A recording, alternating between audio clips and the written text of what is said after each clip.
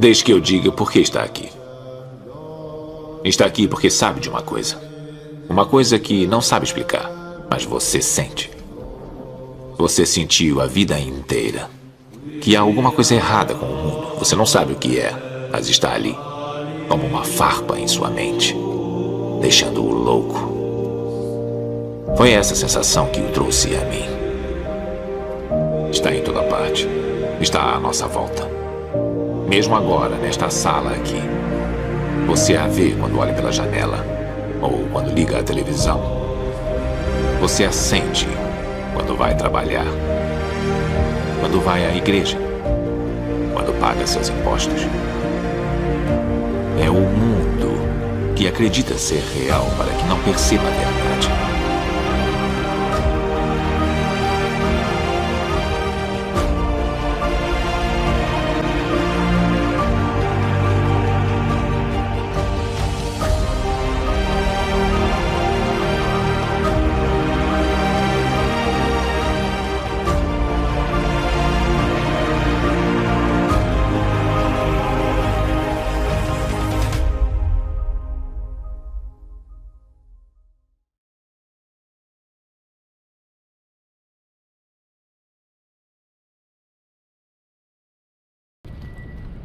O problema central das relações humanas é você passar de uma relação baseada na simpatia ou antipatia naturais, daqui a pouco eu vou explicar o que é, os limites desta expressão naturais, para uma relação que constitua para duas pessoas envolvidas numa oportunidade de alcançar a sua própria realização espiritual, realizar-se como seres espirituais que são.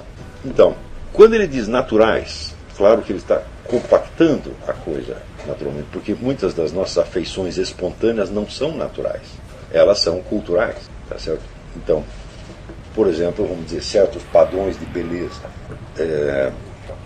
Desde a juventude, eu sempre fiquei muito impressionado ao observar repetidamente como, vamos dizer, os padrões de beleza oferecidos, vamos dizer, pela mídia, pela publicidade, etc., etc., afetavam as pessoas. E elas passavam a achar bonitas e atraentes as pessoas que estavam de acordo com este padrão. E sentiam aquilo como se fosse uma atração natural e espontânea, porque nunca tinham se lembrado de procurar beleza em outro lugar. Então, isso quer dizer que nós temos que levar isso em conta ao interpretar o que o Leila Velho fala como natural. Só para mediatizar este termo natural, ele poderia escrever 100 páginas. Quer dizer, ele quer dizer aquilo que você vivencia como natural e espontâneo, e não aquilo que é necessariamente natural. Nós não sabemos de fato, né, o que seria a simpatia e antipatia naturais. Houve recentemente um teste feito, não me lembro que universidade, para ver se bebês recém-nascidos tinham padrões de beleza. E eles tinham atração e repulsa por certas imagens, mostraram nas fotografias, tinham atração e repulsa. Tá certo? Então, quer dizer, existe algo como um instinto natural de beleza, existe. Mas não é deste que o Louis Lavelle está falando. Ele está falando daquele que você vivencia como natural e que pode não ser, pode ser inteiramente cultural e pode ser, na verdade, terrivelmente artificial. Do mesmo modo que existe o padrão de beleza, existe, vamos dizer, o padrão de atração e repulsa, não necessariamente sexuais, a atração que você tem por certas condutas, tá certo? Por, vamos dizer, a admiração que você tem por certas pessoas, tá certo? E o desejo que você tem de ser aceito em certos grupos, tá certo? Então, tudo isso aí é o mundo da atração e repulsa naturais, no sentido em que o Lavelle está usando a palavra aqui, tá certo? Ora, essa atração e repulsa naturais, você vê que elas são eminentemente antropofágicas. Elas não têm absolutamente nada a ver com o amor no sentido mais elevado da coisa. Porque você tem atração para aquela pessoa porque você obtém algo delas, uma satisfação. Mesmo que você não dê nada a elas, jamais. Mesmo que você passe a sua vida só as explorando e usando, você continua tendo aquela atração. Então, quando muitas pessoas dizem assim, eu gosto de você, eu falo, bom, você gosta de mim? Como, né, já viu o cachorro parado diante daquele frango de vitrine? O frango está ali rolando e o cachorro. Ele gosta daquilo. Tá entendendo? Ele não vai comer aquele frango. Ele está fora da possibilidade. Mas é o que ele gostaria de fazer. Então ele está consumindo com os olhos. Muitas vezes o que nós chamamos de afeição na vida é simplesmente isso. Quer dizer, uma antropofagia. Né? Será isto a maior possibilidade do ser humano? Você vê, esse tipo de afeição qualquer macaco tem. No outro extremo, você tem a frase de Jesus Cristo, né, que a perfeição da amizade é morrer pelos amigos. Então, no meio dessas tem a famosa frase do Leon Blois. Né? O critério da amizade é o dinheiro. Se eu peço dinheiro para um sujeito e ele me dá, ele é meu amigo. Se não, não. Isso aqui é terrível. É uma coisa terrivelmente verdadeira. Hã? Porque a pessoa diz para você, eu gosto de você. Ah, tá bom, então me empresta R$100. Ah, não. Epa. Quanto você gosta de mim? Você gosta de mim para consumir. Porque eu lhe dou um prazer, uma satisfação, porque de algum modo eu reforço o seu ego só por causa disso. Mas se eu precisar de você, você não vai estar ali. E isso eu testei na vida. No Brasil, o costume é o seguinte, quando você pede um dinheiro emprestado para o sujeito não te empresta o dinheiro, mas ele te dá uma série de conselhos destinados a mostrar que você é um irresponsável, você é um moleque, você não sabe viver, etc, etc, e que você deveria ser como ele. E daí você sai dali humilhado e ainda agradece. Muito obrigado. Isso é o costume no Brasil. Olha, se tem uma coisa que eu tenho orgulho na minha vida, eu jamais fiz isso. Eu tenho por nome. Se o sujeito me pediu dinheiro, se eu tiver dinheiro, eu dou dinheiro. Se eu não tiver, não dou nada. Não vou encher o saco do sujeito com um conselho, numa hora dessa. Então, isso eu nunca fiz. Mas eu sempre percebi que esse é o costume na vida brasileira e eu mesmo me vi muitas vezes nesta situação. Então, você vê que esta atração e repulsa naturais, elas, na melhor das hipóteses, elas não têm nenhum significado moral. Elas são apenas um fenômeno da natureza, aí incluída a sociedade humana, porque os macacos também têm lá a sua sociedade, as hienas têm sua sociedade, as formigas têm sua sociedade, e dentro de todas essas sociedades existe a atração e repulsa neste sentido. Então, por exemplo, se no grupo de pessoas existe um sujeito, vamos dizer, que tem uma certa força psicológica, ele tem uma liderança, ele impressiona as pessoas, então você sabe que metade das pessoas vão adorar aquele sujeito, porque de algum modo ele as preenche, e a outra metade vai invejar e querer destruir o cara. Isso é sempre assim. Essas duas reações, nenhuma delas tem significado moral. Porque, vamos dizer, a opção, a escolha, a reação, na verdade, é inteiramente determinada pelos interesses orgânicos do indivíduo, interesses psicofísicos, por assim dizer. Não é isso? Agora, uma outra coisa que eu observei é o seguinte: as pessoas que são muito inteligentes, muito cultas, tendem a achar que todo mundo é muito inteligente. E as pessoas que são mais burras e medíocres tendem a achar que até os inteligentes são burros. Quer dizer, pega as maiores inteligências depreciam. Por que isso acontece? Porque se o sujeito é realmente inteligente e culto, ele vê as pessoas não apenas no seu estado atual, mas pelas suas possibilidades interiores. O outro, ao contrário, mede as pessoas apenas como concorrentes numa espécie de concurso de prestígio. Portanto, se alguém é burro, o sujeito se sente satisfeito porque ele é superior ao burro. E se alguém é inteligente, ele tem que demonstrar que o sujeito é burro para não se sentir inferior. Então, esse julga as coisas em função apenas do seu interesse.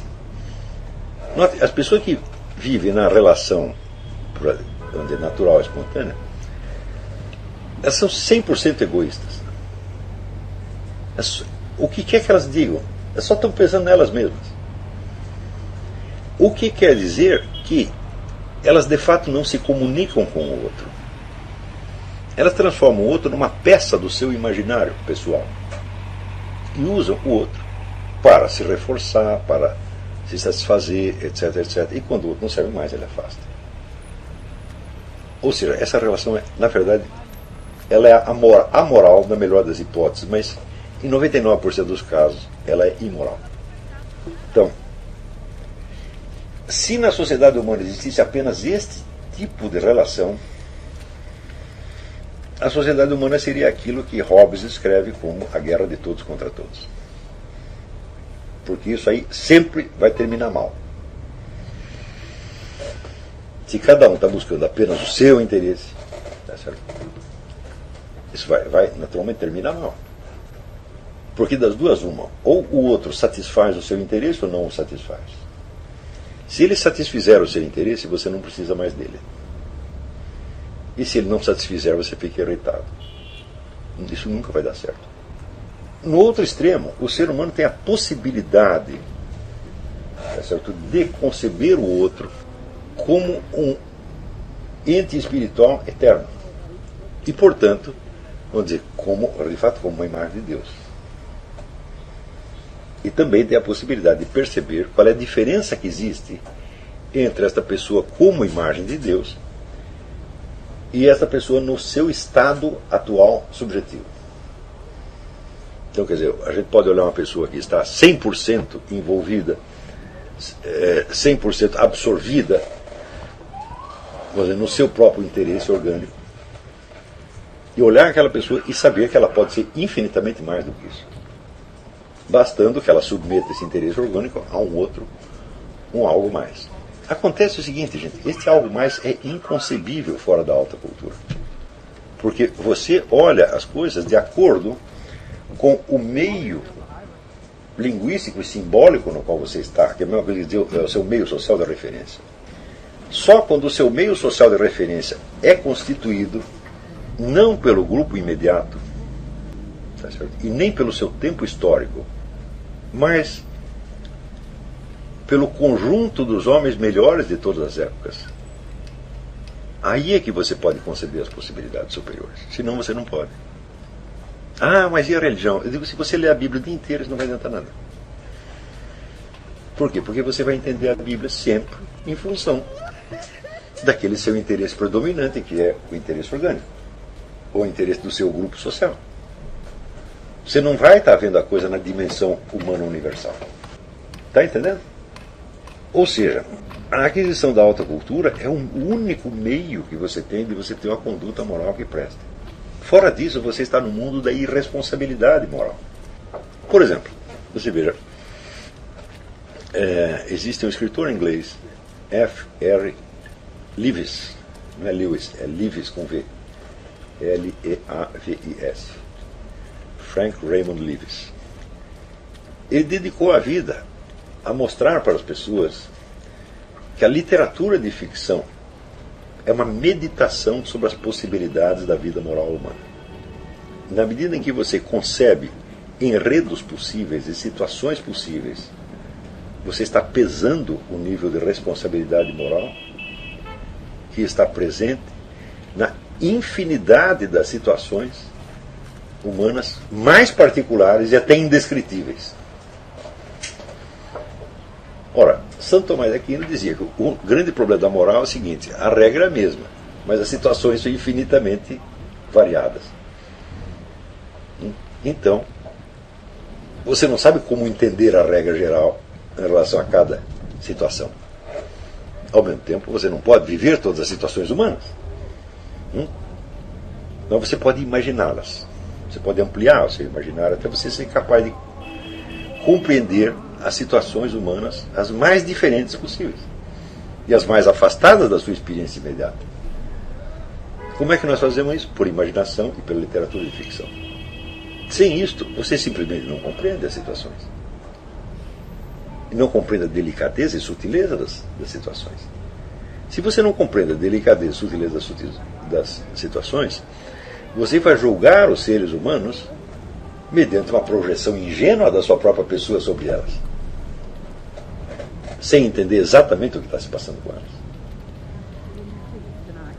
Portanto, e esse é o ponto, vamos dizer, o cavalo de batalha de Leavis, né? Ele dizia que a existência de um público habilitado a ler e compreender a grande literatura é a condição de manutenção da moralidade na sociedade. E ele tinha toda a razão. Está compreendendo? Isso quer dizer que a obra de arte literária para ele era exatamente o que era para Aristóteles, quer dizer, era uma representação do possível, não do real. Mesmo quando a obra literária lida com situações reais, por exemplo, o romance histórico, ela lida com elas não como reais, mas como possibilidades. Então, vivenciar imaginativamente, né, as mais variadas possibilidades vamos dizer, de vida humana, de situações humanas, de dramas humanos, de conflitos humanos, tá certo? É o aprimoramento da sua imaginação moral. E não há outro instrumento para isso. Portanto, a grande literatura tem uma função eminentemente educativa, e pior, só ela tem essa função educativa. Não, vamos dizer, o simples raciocínio lógico, moral, não serve para isso. Se você pegar, vamos dizer, as obras de filosofia moral, de teologia moral, as mais sublimes que existem. Por exemplo, a grande obra-prima é a Teologia Moral de Santo Afonso Ligório. São 8 volumes, assim, onde ele vai estudando as mais diferentes situações. Eu digo, olha, Santo Afonso Ligório é bastante detalhado, tá certo? Mas, em comparação com a variedade real das situações humanas, aquilo é nada. Nada. Isso quer dizer que o pensamento lógico jamais poderia abranger a totalidade das situações. É necessário, vamos dizer, uma imaginação poderosa, porque é através da imaginação que você se identifica com a situação do outro. Né? Se o outro está lá sentado na cadeira do dentista, arrancando dente, no meu dente não dói nada. Mas eu posso, por imaginação, me identificar com o sujeito. E às vezes posso até sofrer mais do que ele. Não é isso? Tem uma tribo indígena, não lembro onde é, né, onde os pais, os homens pais, eles sofriam as dores do parto junto com as mulheres. Fisicamente não era, por imaginação.